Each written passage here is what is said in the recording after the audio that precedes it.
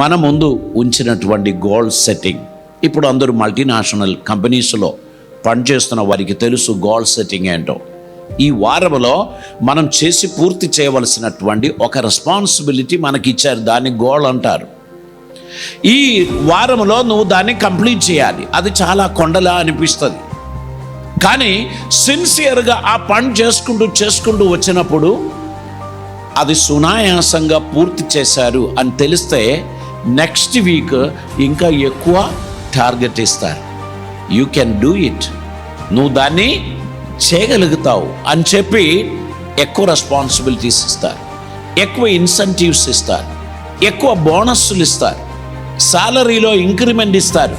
ఒకప్పుడు government సర్వీసులో join అయిన వారు రిటైర్మెంట్ వచ్చేటప్పటికి ఒక స్థాయికి ఎదుగుతారు. ఇప్పుడు ప్రైవేట్ కంపెనీస్ అలా కాదు. వారు జాయిన్ అయిన 3 monthsకు ఇంక్రిమెంట్, 6 monthsకు ఇంక్రిమెంట్, మధ్యలో ఇన్సెంటివ్స్, వారి సాలరీ హైక్ అవుతూ ఉంటుంది. ఇప్పుడు ఇక్కడ గవర్నమెంట్ ఆఫీసర్ రిటైర్ అయ్యి ఇంట్లో ఉన్నారు, తను జీవితకాలంలో సంపాదించిన ఆ హైయెస్ట్ సాలరీ బిడ్డ జాయిన్ అయిన 6 monthsకి ఇంటికి తీసుకొస్తారు. కాలం మారింది, పరిస్థితులు మారింది.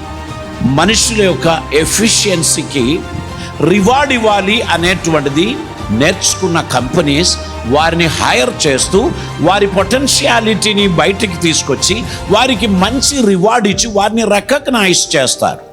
అదొక ప్రోత్సాహనమే. నేను పని చేస్తే ఫలితం ఉంది, నేను హార్డ్ వర్క్ చేస్తే ఫలితం ఉంది, నేను చేసిన సిన్సియారిటీకి ఫలితం ఉంది అని తెలుసుకుంటున్న ఆ ఎంప్లాయీ ఖచ్చితంగా ఆ కంపెనీ డెవలప్మెంట్స్ కొరకు పనిచేస్తారు, దాని అభివృద్ధి కొరకు పోరాడుతారు. కంపెనీ ఎదిగే కొలది తను కూడా ఎదుగుదల పొందడానికి కారణమవుతుంది. ఆత్మీయ జీవితం మన ద్వారా మరొకరిని కూడా ప్రోత్సహించడానికి ఉన్నటువంటిదే. నేను మాత్రం ఎదగడం కాదు ఆత్మీయత, మనం అందరం కలిసి ఒక టీముగా ఎదగడానికి దేవుడు మనకు కృప అనుగ్రహిస్తున్నారు. కనుక ఈ గొప్ప ధన్యతను కలిగి మన ముందుకు నడవడం అనేటువంటిది అవసరం. ఈ కాలంలో జరుగుతున్న కొన్ని ఫుట్బాల్ మ్యాచ్లో కానీ డిఫరెంట్ ఆటలలో మీరు చూస్తూ ఉంటారు, చీరింగ్ టీమ్ అని చెప్పి ఒక 10 మంది 15 మందిని ఒక స్టేజ్ మీద నిలబెట్టి వారు కేకలు వేస్తూ ఉంటారు, వారు డాన్సులు చేస్తూ ఉంటారు, అవతల ఆటలు జరుగుతూనే ఉంటుంది. ఈ చీరింగ్ టీం చేసే ఉద్దేశం ఏంటంటే మన టీమును గెలిపించడానికి ప్రజలందరినీ ఆకట్టుకొని చప్పట్లు, విసిల్స్ ఇవన్నీ ఇచ్చి అందరి ద్వారా మన టీం గెలవడానికి ఉన్న ఒక ప్రయత్నం ఆ చీరింగ్ టీం చేస్తూ ఉంటారు. కష్టతరమైన ఆట అయినా వీరి ప్రోత్సాహనమును చూచి ఈ ఆడేవాళ్ళు ఆడుతూ వారి గెలుపు పొందడానికి అది కారణమవుతుంది.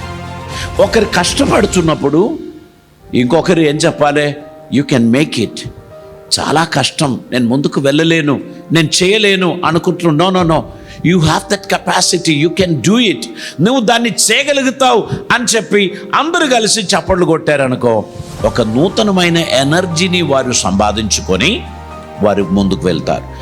అనేకులు నిరుత్సాహపడిన ఒక సీజన్ కోవిడ్-19 ద్వారా అందరికీ నిరుత్సాహం వచ్చేసింది, అందరికీ ఒక రకమైన నమ్నెస్ వచ్చేసింది. ఏంటని, ఎటు పోయినా అపాయం ఉంది, ఎక్కడికి వెళ్ళినా ప్రాబ్లం ఉంది, ఏది ముట్టినా సమస్య ఉంది అని ఒక రకమైన భయాన్ని మనుషులకు కలుగజేసి అందరూ కూడా టోటలీ ఇంటిలో లాక్డౌన్ అవ్వడానికి ప్రయత్నం చేశారు.